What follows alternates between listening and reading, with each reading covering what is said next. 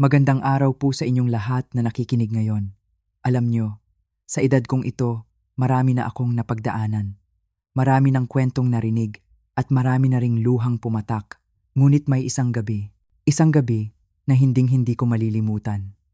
Ito ang gabi kung kailan ang 20 taon ng pagsasama namin ng aking asawa ay biglang gumuho sa harap ko na parang isang bahay na buhangin na tinangay ng alon.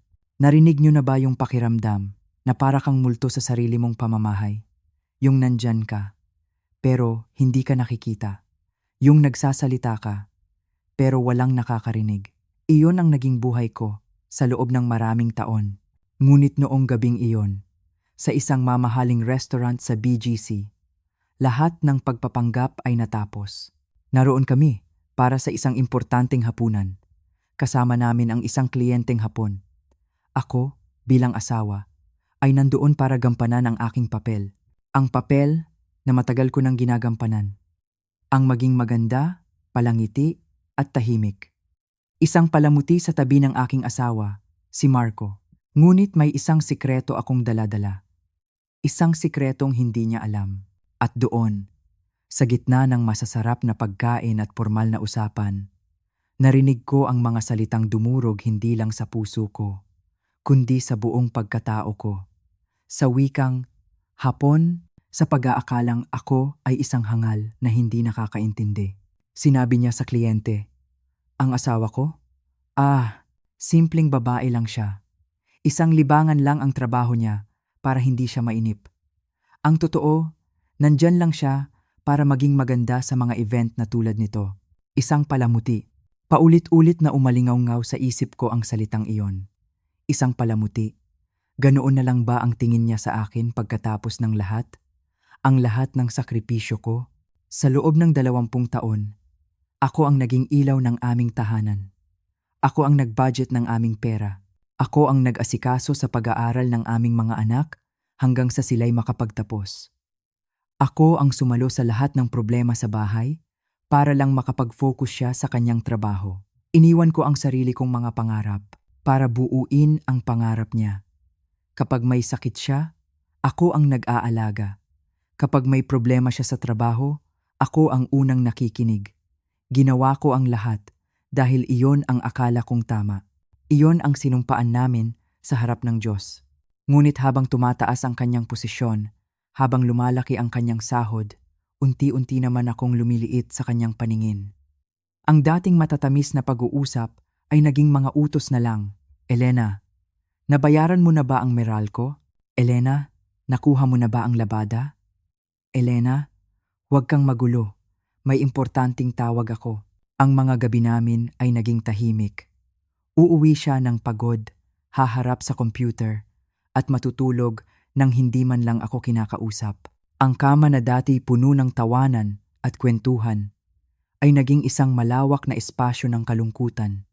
Nag-iisa ako, kahit pa magkatabi kaming natutulog. Ang pakiramdam na iyon, ang pagiging mag-isa, ay mas masakit pa kaysa sa anumang sampal. Walang pakialam. Iyon ang salitang pinakaangkop para ilarawan ang nararamdaman ko. Tinitiis ko ang lahat. Dahil sa pag-ibig o dahil sa takot na mag-isa, hindi ko na alam.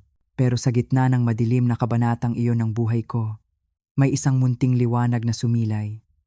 Isang gabi, habang hindi ako makatulog, nag-download ako ng isang app sa aking telepono. Isang app para mag-aral ng wikang Hapon. Ito ang pangarap ko noong dalaga pa ako. Isang pangarap na isinantabi ko para sa pamilya. At doon, sa bawat gabing abala siya sa kanyang importanteng mundo, ako naman ay tahimik na nag-aaral. Sa kusina, habang naghuhugas ng pinggan, nakikinig ako sa mga audio lesson. Bago matulog, nagsusulat ako ng mga karakter na Hapon. Naging ito ang aking lihim na yaman. Ang aking munting mundo, kung saan ako ay si Elena, hindi lang asawa ni Marco. Sa bawat salitang natututunan ko, unti-unti kong nababawi ang aking sarili, ang aking kumpiyansa. Hindi niya alam. Paano niya malalaman? Hindi man lang niya ako tinanong kung kumusta ang araw ko. Hindi man lang niya napansin ang bagong sigla sa aking mga mata. Para sa kanya, ako ay isang kasangkapan lang sa bahay, isang bagay na laging nandiyan. At noong gabing iyon, sa restaurant, ang lihim kong yaman, ang aking alas, ang siyang nagligtas sa akin. Naintindihan ko ang lahat, hindi lang ang pagtawag niya sa akin na palamuti. Narinig ko rin ang pag-amin niya tungkol sa isa pang babae, isang katrabaho. Narinig ko ang plano niyang itago ang aming pera sa mga account sa ibang bansa. Plano niyang iwanan ako nang walang-wala. Ang babaeng minamaliit niya, ang asawang akala niya ay simpleng palamuti lang. Narinig ang lahat. At sa sandaling iyon, ang lungkot na nararamdaman ko ay napalitan ng galit. Ngunit hindi isang galit na padalos-dalos. Ito ay isang malamig at kalkuladong galit. Isang determinasyon na bumangon mula sa abo ng aking nasirang puso. Kaya't ang kwentong ito ay hindi lamang tungkol sa isang asawang niloko. Hindi ito kwento ng paghihiganti para lang makaganti. Ito ay kwento ng pagbawi. Pagbawi sa aking dangal na niyurakan, panahon na para matutunan niya at ng lahat ng katulad niya ang isang leksyon. Isang leksyon na hinding-hindi nila malilimutan. Kaya samahan niyo ako sa aking paglalakbay. Kung naranasan mo na ring maliitin, baliwalain, o pagtaksilan ng taong pinagkatiwalaan mo, i-like at share mo ang video na ito. Mag-iwan ka ng komento sa ibaba. Saan kayo nanonood? Dahil gusto kong marinig ang inyong mga kwento. Gusto kong malaman na hindi ako nag-iisa. Simulan na natin ang kalungkutan. Para itong isang malalim na balon. Kapag nahulog ka, mahirap nang umahon, gabi-gabi. Kapag nakakulong na si Marco sa kanyang home office at tanging tunog lang ng keyboard ang maririnig mo, doon mo mararamdaman ang bigat. Ang bigat ng pag-iisa. Ang mga palabas sa telebisyon ay parang anino lang na gumagalaw. Ang pagkain ay walang lasa. Ang bawat sulok ng bahay na dati puno ng alaala, ngayon ay saksi na lang sa aking pag-iisa. Sinubukan kong kausapin siya noon, maraming beses, ngunit ang laging sagot niya ay pareho. Elena, pagod ako. O di kaya'y, pwede ba? Huwag ngayon? Stress na ako sa trabaho. Kaya't natuto akong manahimik. Natuto akong kimkimin ang lahat. Dahil ano pa nga bang magagawa ko? Ito na siguro ang buhay. May asawa kapag tumatagal, nawawala ang kislap, at napapalitan ng paulit-ulit na gawain. Ngunit isang gabi, sa gitna ng aking walang katapusang pag-scroll sa telepono, isang bagay ang pumukaw sa aking pansin. Isang ad. Isang libreng trial para sa isang language learning app. Ang wika ay Hapon. Bigla, bumalik sa akin ang isang alaala. Isang alaala ng isang batang Elena, noong kolehiyo pa lamang. Isang Elenang puno ng pangarap. Kumuha ako ng isang semestre ng Nihongo noon at minahal ko ito. Ang ganda ng mga karakter, ang lalim ng kultura, ang pakiramdam na may bago kang natutuklasan. Ngunit dumating si Marco, kinasal kami, nagkaanak, at ang pangarap na iyon ay isinilid ko sa isang baul. Isang baul na may tatak na mga bagay na hindi praktikal. Noong gabing iyon, habang malakas ang hilik ni Marco sa aking tabi, may kung anong nag-udyok sa akin. Siguro'y pagkabagot o siguro'y isang desperadong paghahanap ng kahit anong makakapitan. Dinownload ko ang app. Tingnan lang natin kung may natatandaan pa ako, sabi ko sa sarili ko. At sa aking pagkagulat, marami pa akong naaalala. Ang hiragana, ang katakana, para silang mga lumang kaibigan na nagbabalik. Sa loob ng ilang linggo, nahumaling ako. Ito na ang naging sikreto ko, ang aking munting mundo. Gabi-gabi, habang si Marco ay abala sa kanyang trabaho o nanonood ng balita sa pera, ako naman, nakasalpak ang earphone sa aking tenga, ay tahimik na nag-aaral sa mesa sa kusina. Nag-subscribe ako sa mga podcast. Nanonood ako ng mga Japanese drama. Noong una may subtitle, pero kalaunan, wala na. Nagsimula akong magbasa ng mga simpleng nobela. Ang bawat salitang natututunan ko, ang bawat grammar pattern na naiintindihan ko, ay parang isang maliit na tagumpay. Isang patunay na ako ay higit pa sa pagiging asawa lang ni Marco. Isang patunay na kaya ko pa ring matuto, na kaya ko pa ring lumago. Hindi ko sinabi sa kanya, hindi dahil sa gusto kong maglihim, kundi dahil alam ko na ang magiging reaksyon niya. Ilang taon na ang nakalipas, nabanggit ko sa kanya na gusto kong mag-enroll sa isang photography class. Tumawa siya, hindi naman masama ang tawa niya, pero mayroon itong kirot. Elena naman, sabi niya. Lahat naman ng tao marunong kumuha ng litrato gamit ang iPhone. Bakit kailangan mo pang mag-aral? At saan ka naman kukuha ng oras? Pagkatapos noon, natuto na ako, natutong itago ang mga bagay na mahalaga sa akin. Mas madali iyon, kaysa ipagtanggol pa sila sa harap ng isang taong hindi naman makakaintindi. Kaya't, ang pag-aaral ko ng Hapon ay naging akin lamang. Naging kanlungan ko. At sa totoo lang, magaling ako dito. Talagang magaling. Nag-practice ako araw-araw, minsan 2 o 3 oras. Nakipag-usap ako sa mga tutor online. Sumali ako sa mga study group. Sa loob ng 1 taon, naging matatas na ako sa pakikipag-usap. Hindi perpekto, pero sapat na para maintindihan ang mga pelikula, mga podcast, at makipag-usap ng maayos. Ang lihim na ito ang bumuhay sa akin. Ang nagbigay sa akin ng lakas para harapin ang bawat araw na puno ng panlalamig. Hindi ko alam noon na ang lihim na libangan na ito ang siyang magiging susi sa aking kalayaan. Isang gabi ng Setyembre, isang bagay na hindi pangkaraniwan ang nangyari. Umuwi si Marco ng maaga. At hindi lang iyon, may sigla sa kanyang mga mata. Isang sigla na matagal ko nang hindi nakikita. Pumasok siya sa kusina habang naghahanda ako ng hapunan. Niluwagan ang kanyang kurbata. Elena, may magandang balita ako, sabi niya.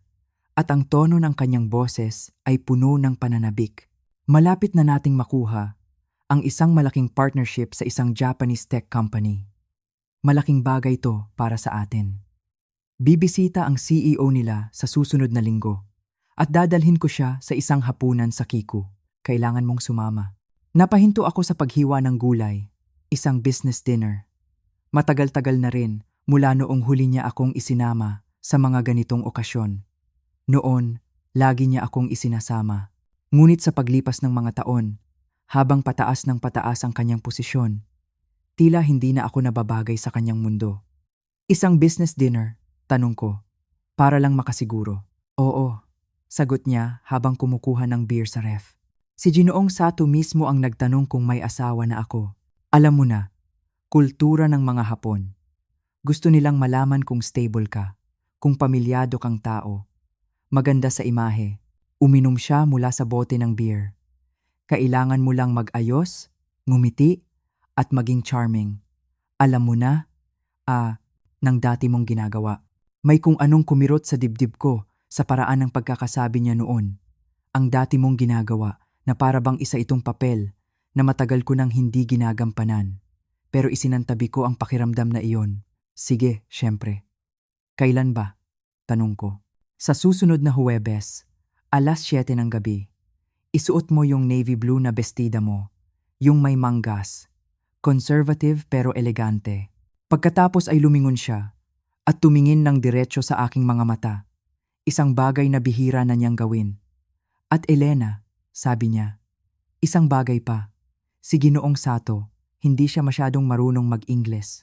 Kaya ako ang halos lahat ng kakausap sa kanya sa wikang Hapon. Malamang, maiinip ka lang, pero ngitian mo na lang. Ha? Okay ba yon? Para akong kinuryente. Ang puso ko'y biglang kumabog ng mabilis. Marunong kang maghapon? Tanong ko, sinusubukang itago ang aking pagkagulat. Natutunan ko lang, may pagmamalaking sabi niya.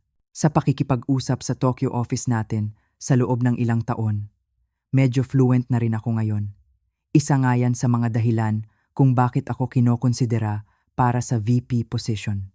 Kakaunti lang sa mga executive dito ang kayang makipag-negotiate Sa wikang Hapon, hindi niya ako tinanong. Hindi niya man lang naisip na baka interesado ako o baka may alam din ako. Bakit nga naman niya iisipin? Sa isip niya, ako lang ang asawang ngingiti at magpapaganda habang nag-uusap ang mga importanteng tao. Ibinalik ko ang tingin ko sa cutting board. Automatikong gumagalaw ang aking mga kamay. Wow!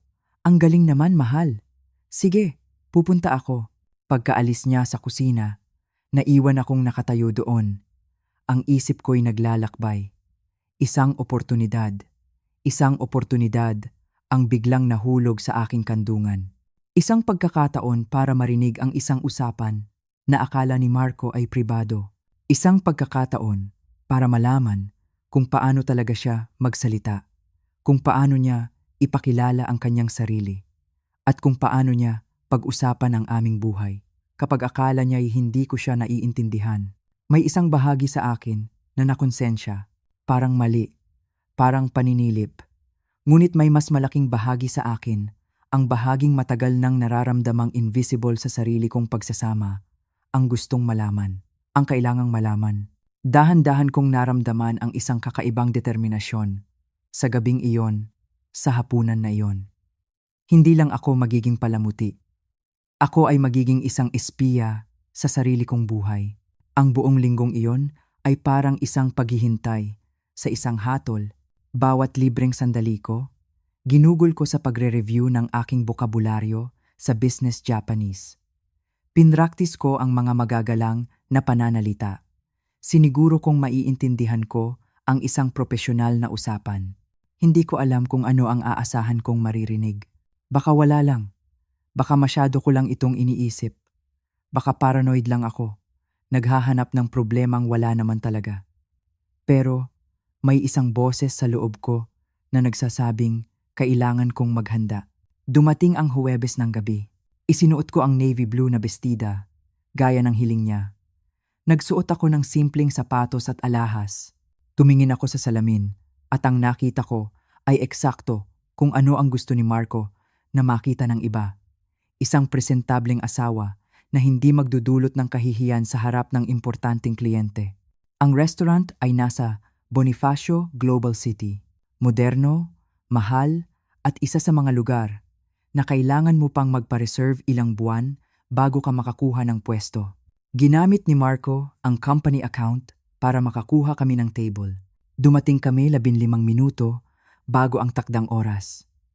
Inayos ni Marco ang kanyang itsura, gamit ang kamera ng kanyang telepono, itinuwid ang kanyang kurbatang tuwid na naman. Habang papasok kami, bumulong siya. Tandaan mo ha, maging pleasant ka lang. Huwag kang susubok na sumali sa usapang negosyo. Kung kausapin ka ni Ginoong Sato sa Ingles, sagutin mo lang ng maikli. Kailangan nating manatili siyang focused sa partnership, hindi ma-distract sa mga small talk. Tumangulang ako, habang nilulunok ang mapait na lasa sa aking bibig. Nakaupo na si Ginoong Sato nang kami dumating. Isang lalaki na nasa edad 50, may salamin na silver-rimmed at suot na napakagandang Amerikana. Tumayo siya para batiin kami. Bahagyang yumuko si Marco. Ginaya ko siya. Nagpalitan sila ng pagbati sa wikang Hapon, formal at magalang. Ngumiti ako na may itsurang parang nawawala at nalilito at umupo sa silyang hinila ni Marco para sa akin. Nagsimula ang usapan sa wikang Ingles, mga mababaw na bagay. Pinuri ni Ginoong Sato ang restaurant. Binanggit niya ang kanyang hotel. Tinanong niya kung ito ba ang unang beses naming mag-host ng international partners. Ang Ingles niya ay magaling. Mas magaling pa sa sinabi ni Marco. May accent lang.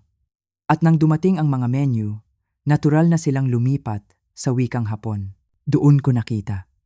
Talagang kahanga-hanga ang husay ni Marco sa Hapon.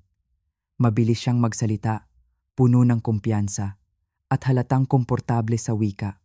Pinag-usapan nila ang mga business projection, mga plano para sa market expansion, at mga technical na detalye.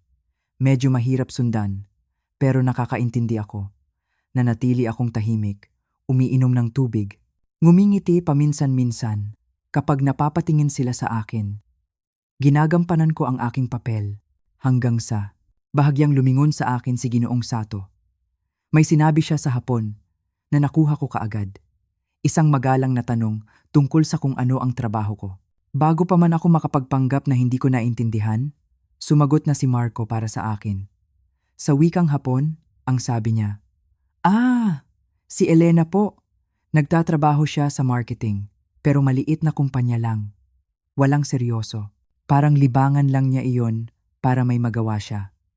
Ang totoo, siya po ang pangunahing nag-aasikaso sa aming tahanan. Pinanatili kong blanko ang aking mukha, ngunit sa loob ko, may kung anong pumilipit. Isang libangan? 15 taon akong nagtrabaho sa marketing. Nagpatakbo ako ng mga matagumpay na kampanya. Nagtayo ako ng relasyon sa mga kliyente. Pero sa isang iglap, imbinaliwala niya ang buong karera ko. Bilang isang paraan lang para may magawa ako. Tumango lang si Ginoong Sato nang magalang at hindi na nagtanong pa. Nagpatuloy ang hapunan. Sunod-sunod ang pagdating ng pagkain, bawat isa ay parang isang obra maestra. Dahan-dahan akong kumain, nanatiling tahimik at nakinig. Totoong nakinig. At doon ko napansin. Iba si Marco kapag nagsasalita ng Hapon. Mas agresibo, mas mayabang. Pinalalaki niya ang kanyang papel sa mga proyekto. Inaako niya ang mga nagawa ng kanyang team. Ipinipinta niya ang sarili bilang mas mahalaga sa tagumpay ng kumpanya kaysa sa katotohanan. Hindi naman sobra, pero kapansin-pansin. Ang Marco na nagsasalita ng Hapon ay isang pinalaking bersyon ng Marco na kilala ko. At habang lumalalim ang gabi, mas lumalala ang mga kasinungalingan. Habang nagpapatuloy ang hapunan, napunta ang usapan sa isang bagay na mas personal. Binanggit ni Ginoong Sato ang tungkol sa work-life balance, ang kahalagahan ng suporta ng pamilya sa isang demanding na karera. At doon, tumawa si Marco. Isang tawa na nagpakulo ng aking sikmura. Isang tawa na puno ng pangmamaliit. Sa totoo lang po, sabi ni Marco sa wikang Hapon, at rinig na rinig ko ang kaswal na pagwawalang bahala sa kanyang tono. Ang asawa ko po, hindi niya talaga naiintindihan ang mundo ng negosyo. Kontento na siya sa kanyang simpleng buhay. Bawat salita ay parang isang dagok. Ako po ang humahawak sa lahat ng importanteng desisyon. Ang pera, ang pagpaplano ng karera. Siya, nandyan lang siya bilang palamuti. Oo, palamuti. Para maging maayos ang bahay at para maging maganda sa mga event na tulad nito. Maganda nga po ang setup na ito para sa akin dahil hindi ko na kailangang mag-alala sa isang asawang humihingi ng sobrang atensyon o may sariling ambisyon na makakasagabal. Hinawakan ko ang aking baso ng tubig ng sobrang higpit na akala ko'y mababasag ito sa aking mga kamay. Palamuti. Inulit na naman niya ang salitang iyon. Isang simpleng buhay, walang ambisyon. Ito ba talaga ang tingin niya sa akin? Nakita ko ang bahagyang pagbabago sa mukha ni Ginoong Sato, isang kislap ng hindi ko mawari. Siguro'y pagkailang. Ngunit hindi niya pinuna si Marco. Sa halip, maingat niyang iniba ang usapan. Tinanong ang tungkol sa mga pangmatagalang plano ni Marco. At lalo pang nagmalaki ang asawa ko. Ang posisyon po bilang Vice President. Sa akin na po yun. Pagpapatuloy ni Marco sa Hapon. At pagkatapos niyan, target ko nang mapunta sa C-suite sa loob ng 5 taon. Maingat kong pinoposisyon ang aking sarili. Bumubuo ng mga tamang koneksyon. Huminto siya sandali na para bang may ibubunyag na isang malaking sikreto. Hindi pa po ito alam ng asawa ko. Pero naglilipat na ako ng ilang assets. Nag-set up na ako ng ilang offshore accounts. Alam niyo na, matalinong financial planning lang. Kung kakailanganin ng karera ko na lumipat kami o gumawa ng malalaking pagbabago, kailangan ko ng kalayaan para kumilos ng mabilis, nang hindi nakatali sa mga joint account at sa pangangailangan niyang pumirma sa lahat ng bagay. Nanlamig ang buo kong katawan. Offshore accounts. Paglilipat ng pera nang hindi ko nalalaman. Nakaupo lang ako doon, may blankong ngiti sa aking mukha, habang ang asawa ko ay kaswal na isinisiwalat ang mga maniobra sa pera na ang tunog ay parang paghahanda para sa isang hinaharap na hindi ako kasama o isang hinaharap, kung saan wala akong karapatan sa perang pinaghirapan naming dalawa. Ngunit hindi pa siya tapos. Mayroon pa pala. Tinanong ni Ginoong Sato ang tungkol sa stress sa trabaho ni Marco, kung mayroon ba siyang mga paraan para i-manage ito. Ang tawa ni Marco ay pangit. Masagwa, mayroon po akong mga outlet, sabi niya. May isang tao po sa trabaho. Si Katrina, nasa finance department siya. 6 na buwan na po kaming nagkikita. Walang kaalam-alam ang asawa ko. Ang hangin sa aking baga ay parang biglang naubos. Sa totoo lang po, dagdag pa niya, nakakatulong siya sa akin. Naiintindihan ni Katrina ang mundo ko, ang mga ambisyon ko. Magaling din siya. Nag-uusap kami tungkol sa diskarte. Gumagawa kami ng mga plano, nakakapanariwa. Lalo na kapag umuuwi ka sa isang taong wala nang ibang kayang pag-usapan, kundi kung ano ang kakainin para sa hapunan. Nakatulala lang ako. Ang mukha ko'y parang namanhid. Sa loob ko, wasak na wasak ako. Duguan. Pira-piraso. Ngunit ang maraming taon ng pagsasanay, ang pagsasanay na maging maliit, tahimik, at kaaya-aya, ang nagpanatili sa akin sa aking upuan. Ang nagpanatili sa ngiti sa aking mga labi.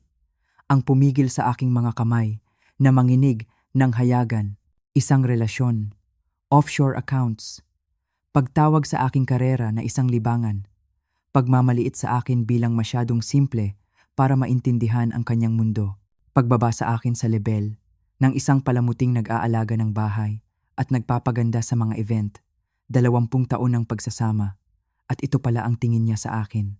Ito pala ang mga sinasabi niya, kapag akala niya'y hindi ko siya naiintindihan. Sa puntong iyon, halata nang hindi na komportable si Ginoong Sato. Nakita ko ito sa paraan ng kanyang pag-upo, sa paraan ng kanyang pag-iwas ng tingin.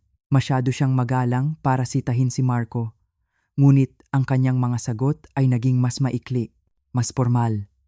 Ang init ng usapan kanina ay biglang nanlamig. Alam kong gusto na niyang matapos ang hapunan, at ako rin. Gusto ko nang umalis. Gusto ko nang sumigaw, ngunit nanatili ako at tinapos ang aking papel hanggang sa huli. Natapos ang hapunan. Nagpaalam kami sa lobby ng restaurant. Yumuko sa akin si Ginoong Sato at sinabi sa maingat na Ingles, "It was a pleasure meeting you, Mrs. Elena. I wish you well." May kung anong kakaiba sa kanyang mga mata. Isang bahid ng awa, marahil? O pag-unawa? Nagtaka ako kung naintindihan niya ba ang lahat, kung naramdaman niya ba ang bigat ng mga salitang binitawan ni Marco, tulad ng pagkaramdam ko. Ang biyahe pauwi ay tahimik. Si Marco naman, mukhang tuwang-tuwa sa sarili. Humuhuni pa siya kasabay ng radyo. Maganda ang kinalabasan noon, sabi niya. Binasag ang katahimikan. Tingin ko, makukuha na natin ang deal. Mukhang humanga si Sato. Mabuti naman, sagot ko. Ang boses ko ay parang nanggagaling sa malayo. Walang buhay, walang emosyon. Isang guwang na boses. Pagdating sa bahay, hinalikan niya ako sa pisngi. Isang halik na walang pakiramdam, parang isang obligasyon. Sinabi niyang may kailangan pa siyang tapusing mga email at tulad ng dati, nagkulong na naman siya sa kanyang opisina. Para sa kanya, isa lang itong ordinaryong gabi. Isang matagumpay na gabi. Para sa akin, ito ang gabi kung kailan namatay ang lahat ng natitira kong pag-asa. Umakyat ako sa aming kwarto. Ang kwartong naging saksi sa 20 taon ng aming pagsasama. Isinara ko ang pinto at tumayo sa gitna ng katahimikan. Ang katahimikan na dati kinaiinisan ko, ngayon ay parang isang yakap. Dahil sa katahimikan na iyon, malaya akong marinig ang tunay na sigaw ng aking puso. Ang sigaw ng sakit, ng galit, ng pagtataksil. Doon, sa gitna ng dilim, bumuhos ang lahat ng luhang pinigilan ko sa loob ng 3 oras. Walang tunog. Mga luhang tahimik na dumadaloy sa aking pisngi. Ang bawat salita ni Marco ay bumabalik, parang isang sirang plaka. Palamuti, simpleng buhay, walang ambisyon. Katrina, offshore accounts, ang lahat ng iyon ay mga pako na ibinaon sa aking dibdib. Naramdaman ko ang pagyanig ng aking mga kamay. Naramdaman ko ang paninikip ng aking dibdib. Naramdaman kong para akong malulunod sa sarili kong kalungkutan. Sa isang iglap, nawala ang lahat, ang asawang minahal ko, ang pagsasamang iningatan ko, ang kinabukasang pinangarap ko. Lahat ay naging isang malaking kasinungalingan. At sa gitna ng aking pagdurusa, may isang pangalan na pumasok sa aking isip. Isang pangalan mula sa nakaraan. Isabel. Si Belle ang aking roommate noong kolehiyo. Ang aking matalik na kaibigan. Ang kapatid na hindi ko kailanman nagkaroon. Ngunit ang buhay, ang distansya, at ang banayad na pagtutol ni Marco sa aking mga pagkakaibigan ay unti-unting nagpalayo sa amin. Naging isa siyang abogado sa batas pampamilya. Nabalitaan kong nag-divorce din siya 5 taon na ang nakalipas. Nagkita kami ulit sa social media, kamakailan lang. Nagpalitan ng ilang mensahe, pero hindi ko sinabi sa kanya ang tunay na kalagayan ng buhay ko. Nahihiya ako. Nahihiya akong aminin na ang perpektong buhay na ipinapakita ko ay isang ilusyon lang. Ngunit noong gabing iyon, wala na akong pakialam sa hiya. Kinuha ko ang aking telepono. Ang mga daliri ko'y nanginginig habang hinahanap ang kanyang numero. Halos 11:00 na ng gabi. Baka tulog na siya. Baka maistorbo ko siya. Ngunit wala na akong ibang maisip na matatakbuhan. Kailangan ko ng tulong. 2 ring lang. Sumagot siya. Elena?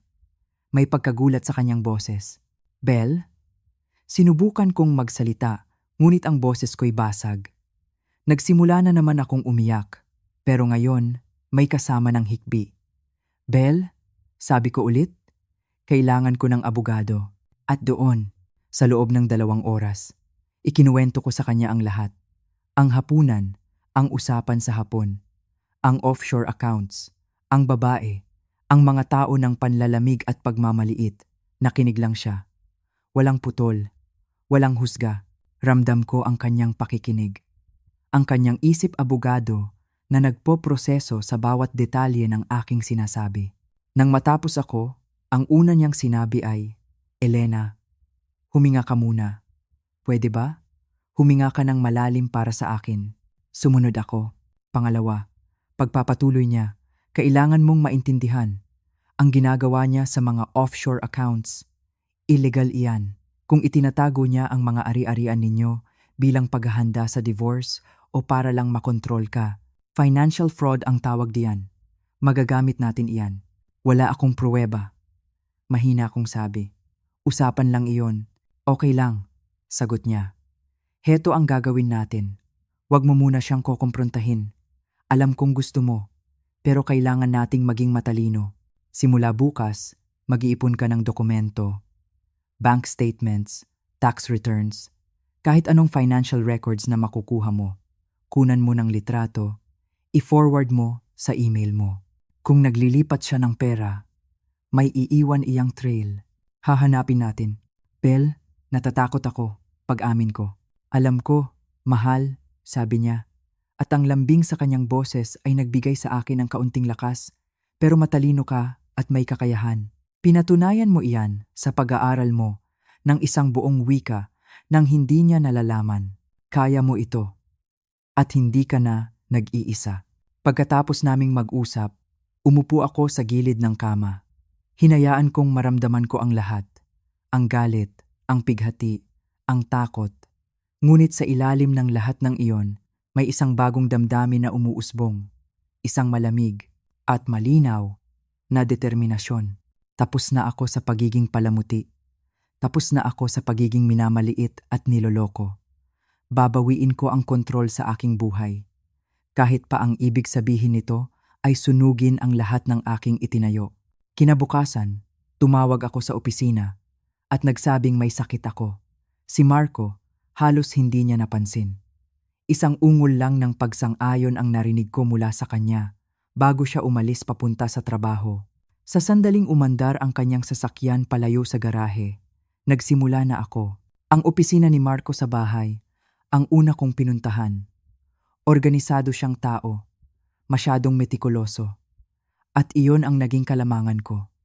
Nandoon ang mga folder, bank statements na umaabot pa ng 3 taon, tax returns, impormasyon tungkol sa mga investment. Kinunan ko ng litrato ang lahat gamit ang aking telepono. In-upload ko ang mga ito sa isang pribadong cloud drive na ginawa ni Belle para sa akin. At doon ko nakita, 2 account na hindi ko kailanman nakita. Parehong nagpapakita ng regular na paglilipat ng pera. Sa kabuuan, 3 milyong piso. Inain 3,000. Ang inilipat sa loob ng 8 buwan, papunta sa isang bangko sa Cayman Islands. Ang aming joint savings account, unti-unting nauubos nang wala akong kaalam-alam. Parang nasusuka ako. Pero nagpatuloy ako sa pagkuha ng litrato. Nagpatuloy ako sa pagdodokumento. Sabi ni Belle, kailangang maging masinsinan. Kaya naging masinsinan ako. Nakakita rin ako ng mga email, mga nakaprint at nakafile, mga usapan tungkol sa mga investment properties na hindi ko alam na pag-aari pala namin. O mas tamang sabihin na pag-aari pala niya. Lahat ay nakapangalan sa kanya lamang. At pagkatapos, nakita ko ang mga email para kay Katrina. Naging pabaya siya. Nagprint siya ng ilang palitan nila ng mensahe, marahil para sa mga numero o petsa na kailangan niyang tandaan. Ngunit ang nilalaman ay nakakawasak, mga mensaheng romantiko, sexual, mga plano para sa isang hinaharap na malinaw na hindi ako kasama. Kapag naayos ko na ang sitwasyon ni Elena, nakasulat sa isang email, pwede na tayong tumigil sa pagtatago. Ang sitwasyon ni Elena, iyon na lang pala ako. Isang problema na kailangang ayusin. 6 na linggo. 6 na linggo akong tahimik na nangalap ng ebidensya. 6 na linggo akong namuhay kasama ang isang lalaking ngayon ko palang nakita ng malinaw. Bawat ngiti niya ay isang kasinungalingan. Bawat kaswal na pagdampi niya sa aking balat ay nagpapakilabot sa akin. Ngunit ginampanan ko ang aking papel. Nagluto ako ng hapunan. Tinanong ko siya kung kumusta ang araw niya. Nagpanggap akong walang nagbago. Samantala, si Belle naman ay buo na ang kaso. 2 beses sa isang linggo, akong nakikipagkita sa kanya, sa kanyang opisina. Dala ang mga bagong dokumento. Pinag-uusapan ang aming diskarte, ang plano. Sasampahan namin siya ng kasong annulment at kasabay nito, ire-report ang kanyang financial misconduct sa ethics board ng kanyang kumpanya. Ang mga offshore accounts ay labag sa pulisiya ng kumpanya. Nalaman ni Belle na hindi lang ang aming pagsasama ang maaaring mawala sa kanya, kundi pati na rin ang kanyang karera. Sigurado ka na ba na gusto mong umabot sa ganito? Tanong sa akin ni Belle sa isa sa aming mga sesyon. Ang pagsasangkot sa kumpanya, magiging malaking gulo ito. Mawawala sa kanya ang lahat. Tumingin ako sa mata ng aking kaibigan. Siya naman talaga ang may planong iwanan ako nang walang-wala, sabi ko. Sinabi niya mismo iyon. Matagal na siyang naghahanda para dito. Inunahan ko lang siya. Nagpasya kami na gawin ito sa isang Biyernes. Isinampa ni Belle ang mga papeles ng annulment noong Huwebes ng hapon. Biyernes ng umaga. Nagbihis ako para pumasok sa trabaho, gaya ng dati. Ngunit sa halip na pumunta sa aking opisina, dumiretso ako sa opisina ni Belle. Ang HR department ni Marco ay makakatanggap ng aming ebidensya ng 9:00 ng umaga. Ang mga papeles ng annulment ay ihahatid sa kanyang opisina ng 9:30. Umupo ako sa conference room ni Belle, umiinom ng kape na hindi ko malasahan habang pinapanood ang orasan. Ang telepono ko ay naka-off. Ayokong makita ang kanyang mga tawag o text kapag nalaman na niya ang nangyayari. Ang bawat minuto ay parang 1 oras. Ang puso ko ay kumakabog ng malakas sa aking dibdib. Ito na iyon, wala nang atrasan. 11:00 ng umaga, tumunog ang telepono ni Belle. Kinausap niya ang kanyang staff sa kabilang linya. Pagkatapos, ibinaba niya ang telepono at tumingin sa akin. Ang kanyang mukha ay seryoso, ngunit may bahid ng tagumpay sa kanyang mga mata. Okay na, sabi niya. Naihatid na ang mga papeles. Natanggap na rin ng kumpanya ang ebidensya. Agad nilang inilagay si Marco sa administrative leave habang iniimbestigahan ang kaso. Anong nararamdaman mo? Tanong niya. Huminga ako ng malalim. Natatakot, pag-amin ko. Pero, tama ang pakiramdam. Doon na ako natulog sa bahay ni Belle ng gabing iyon. Mayroon siyang guest room at sinabi na niyang maaari akong manatili doon hanggat kailangan ko. Tinulungan niya akong gumawa ng email para sa sarili kong employer. Ipinapaliwanag na kukuha ako ng leave para sa mga personal na dahilan. Nag-order kami ng pagkain, uminom ng alak, at sa kauna-unahang pagkakataon sa loob ng maraming taon, naramdaman kong nakakahinga na ako ng maluwag. Sinubukan akong tawagan ni Marco. 47 beses. 47 missed calls sa unang araw pa lang. Nag-iwan siya ng mga voicemail na mula sa pagkalito hanggang sa galit, hanggang sa pagmamakaawa. Hindi ko pinakinggan. Si Belle ang nakinig. Dinodokumento ang lahat para sa kaso. Narinig niya ang boses ng isang lalaking nasukol. Isang lalaking nawalan ng kontrol.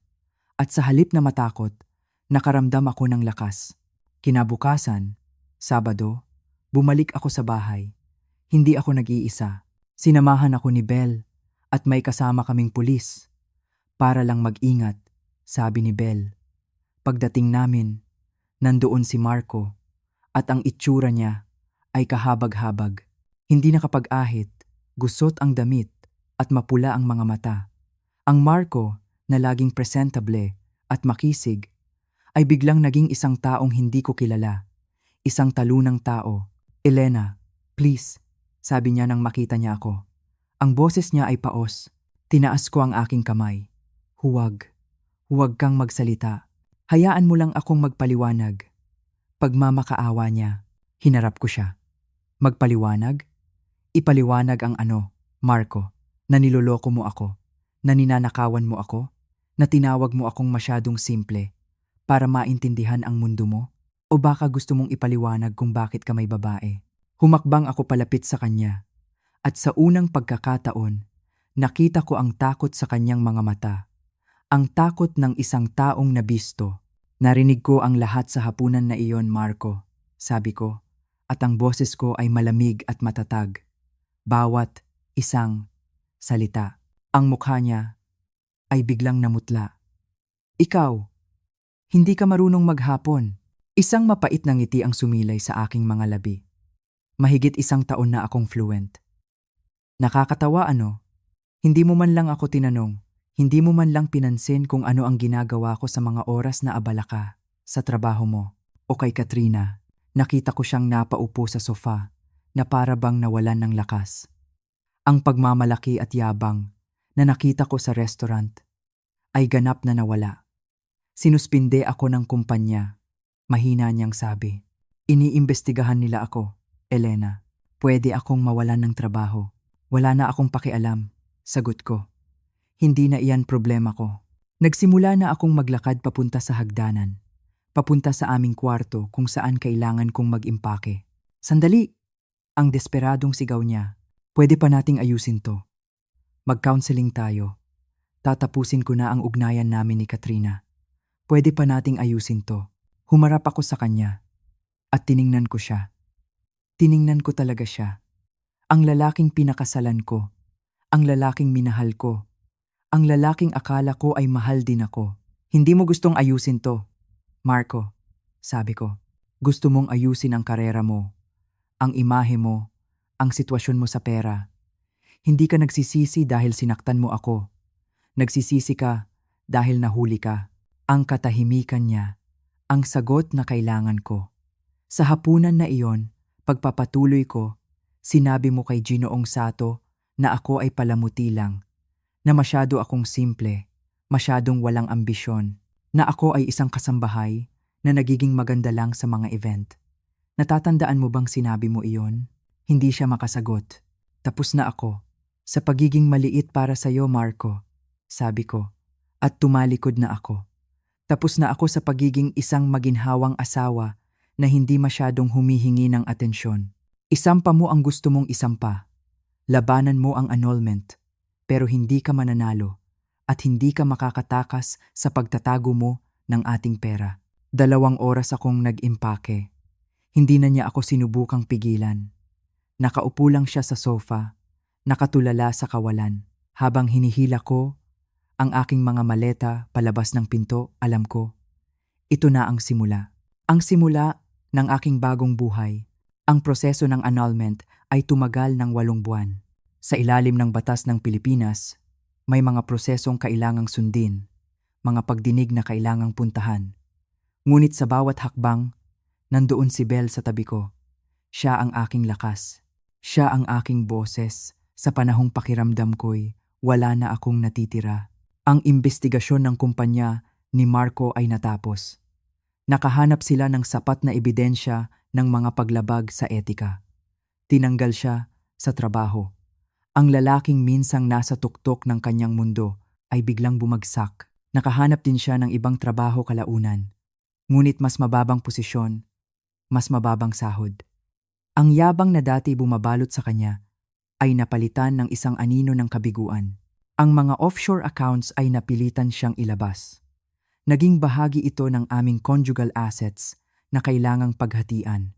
Ang mga ari-arian na hindi ko alam ay naging bahagi rin ng aming pinag-uusapan sa settlement.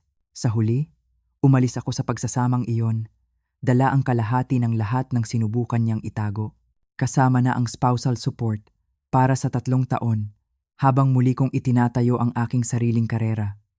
Hindi ito tungkol sa pera. Ito ay tungkol sa hustisya. Ito ay tungkol sa pagkuha ng kung ano ang nararapat para sa akin. Ngunit may isang bagay na nangyari. Isang bagay na hindi ko inaasahan, na mas matamis pa kaysa sa anumang pera. Mga 2 buwan matapos naming magsampa ng kaso, nakatanggap ako ng isang mensahe sa LinkedIn mula kay Ginoong Sato. Ang mensahe niya ay maikli ngunit magalang. Nabalitaan daw niya ang tungkol sa aming hiwalayan. Nagtataka raw siya kung baka interesado akong magtrabaho sa kanilang kumpanya. Magbubukas daw sila ng opisina dito sa Pilipinas. At kailangan nila ng isang taong nakakaintindi sa marketing ng Amerika at sa kultura ng negosyo ng mga Hapon. Ang iyong kakaibang kakayahan, sabi niya sa kanyang mensahe, ay magiging napakahalaga. Hindi ako makapaniwala. Paulit-ulit kong binasa ang mensahe. Ito ba ay totoo? Nakipagkita ako sa kanya at sa kanyang team.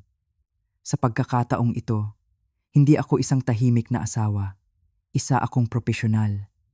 At mula sa unang sandali, nagsalita ako sa wikang Hapon. Nakita ko ang pagliwanag ng kanyang mga mata. Isang pagliwanag na puno ng tunay na paggalang at may kaunting paghanga. Isang paghanga na para bang sinasabi niyang, naloko mo kaming lahat sa hapunan na iyon. Sa dulo ng interview, nang kami na lang 2 ang naiwan, sinabi niya sa akin sa wikang Hapon, alam ko, doon sa restaurant, ang paraan ng iyong pag-upo, ang paraan ng iyong pagkontrol sa sarili habang nagsasalita ang iyong asawa tungkol sa iyo. Nakita ko ang pag-unawa sa iyong mga mata, kahit isang saglit lang, at natutuwa akong natagpuan mo na ang iyong lakas. Inalok nila sa akin ang posisyon, Senior Marketing Director. Ang sahod ay 3 beses na mas malaki kaysa sa kinikita ko noon. Tinanggap ko. Sa araw na iyon, habang pauwi ako mula sa interview, naramdaman ko ang tunay na paglaya. Hindi lang ako nakalaya mula sa isang masamang pagsasama. Nakalaya ako mula sa anino ni Marco. Nakalaya ako mula sa maliit na kahon kung saan ko ikinulong ang aking sarili sa loob ng maraming taon. Ang wikang nagsimula bilang isang lihim na libangan. Ang wikang naging sandata ko sa pagtuklas ng katotohanan ay siya ring naging tulay ko patungo sa isang bagong simula. Ang lalaking nagtangkang yurakan ang aking dangal at iwanan ako ng walang-wala ay hindi sinasadyang nagbigay sa akin ng susi para buksan ang isang pinto na hindi ko alam na umiiral pala. At habang nagmamaneho ako, sa kauna-unahang pagkakataon sa loob ng napakatagal na panahon, tumawa ako. Isang tawa na malaya, isang tawa na puno ng pag-asa, isang tawa na akin lamang. Ngayon, 70 anyos na ako. Mahigit 20 taon na ang nakalipas mula sa gabing iyon sa Kiku. Ngunit ang bawat detalye, sariwa pa rin sa aking isipan. Naaalala ko pa ang takot, ang sakit, ang galit. Ngunit higit sa lahat, naaalala ko ang pakiramdam ng paglaya. Ang annulment, gaano man kasakit, ang nagbalik ng aking buhay. Pinamunuan ko ang marketing department ng kumpanyang iyon sa loob ng 15 taon bago ako nagretiro. Nakapaglakbay ako sa Japan ng maraming beses.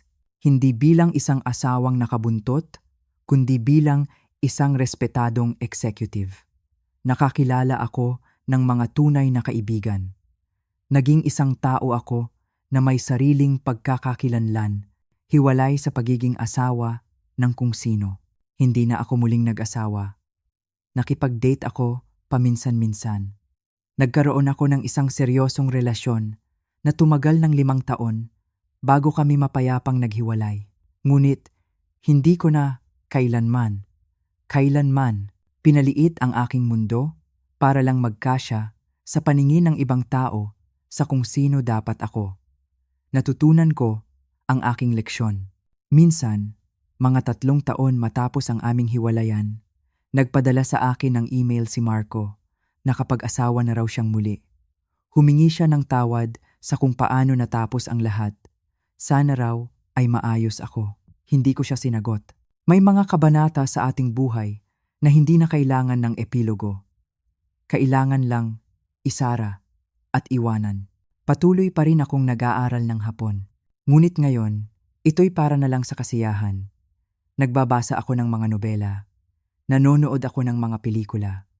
Paminsan-minsan, nagtuturo ako sa mga batang propesyonal na gustong matuto ang wika na nagsimula bilang isang lihim na takasan ay naging ang bagay na nagligtas sa akin.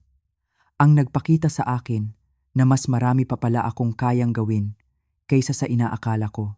Ang hapunan na iyon sa Kiku. Iyon ang pinakamasama at pinakamagandang gabi ng aking buhay. Pinakamasama dahil narinig ko ang mga katotohanang sumira sa aking mundo. Pinakamaganda dahil ito ang nagtulak sa akin na kumilos. Na tumigil sa pagtanggap ng mas mababa sa kung ano ang nararapat para sa akin. Kaya't sa inyo na nakikinig ngayon, sa inyo na marahil ay nasa isang relasyon kung saan nararamdaman ninyong kayo'y invisible, kung saan ang inyong mga interes ay binabalewala, kung saan pinararamdam sa inyo na kayo'y maliit.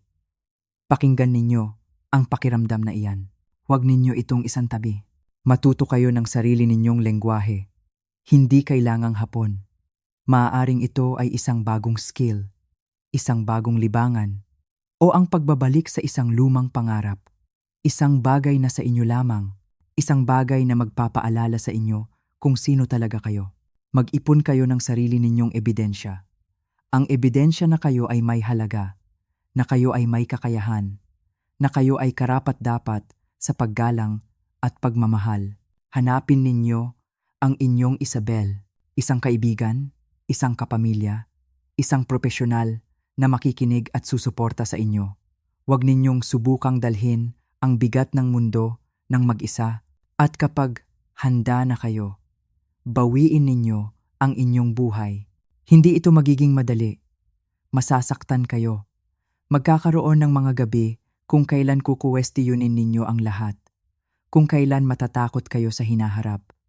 Ngunit maniwala kayo sa akin, sa kabilang dulo ng sakit na iyan, ay naghihintay ang isang buhay kung saan malaya kayong maging kayo.